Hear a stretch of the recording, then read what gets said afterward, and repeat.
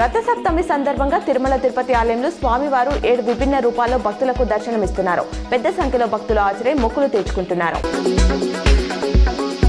రథసప్తమి సందర్భంగా నిజామాబాద్ నగరంలోని నీలకంఠేశ్వర ఆలయంలో రథ శోభయాత్ర ఘనంగా నిర్వహించేందుకు నిర్వాహకులు పెద్ద ఎత్తున ఏర్పాట్లు చేశారు.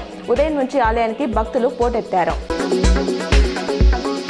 భారత Rashtra Samithi working president Sircilla MLA Kalvakuntla Taraka Rama Rao తనపై తన కుటుంబంపై నిరాధారమైన పరువు నష్టం కలిగించే వ్యాఖ్యలు చేసినందుకు గాను బీజేపీ ఎంపీలు బండి సంజయ్ కుమార్, ధర్మపురి అరవింద్లకు విడివిడిగా లీగల్ నోటీసులు జారీ చేశారు.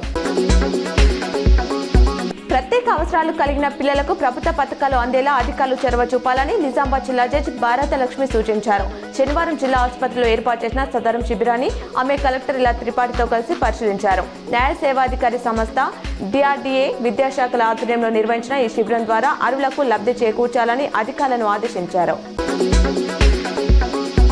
అర్హులైన దివ్యాంగులకు త్వరితగతిన ఆసరా పెన్షన్లు మంజూరయ్యేలా కృషి చేస్తామని కలెక్టర్ ఇలా త్రిపాఠి హామీ ఇచ్చారు. శనివారం ఆమె మాట్లాడుతూ పిల్లల తల్లిదండ్రులు అవసరమైన ధ్రువపత్రాలను సిద్ధం చేసుకోవాలని సూచించారు. ప్రభుత్వం ఏర్పాటు చేసిన భవిత కేంద్రాలను సద్వినియోగం చేసుకోవాలని కోరారు. మున్సిపల్ ఎన్నికల నిర్వహణలో నోడల్ అధికారులు పూర్తి బాధ్యతతో సమర్థవంతంగా విధులు నిర్వహించాలని నిజామాబాద్ కలెక్టర్ ఇలా త్రిపాఠి ఆదేశించారు. శనివారం కలెక్టరేట్లో ఎన్నికల సన్నద్ధతపై అధికారులతో సమీక్ష నిర్వహించారు. ఎలాంటి పొరపాట్లకు తావివ్వకుండా కేటాయించిన పనులను సకాలంలో పూర్తి చేయాలన్నారు.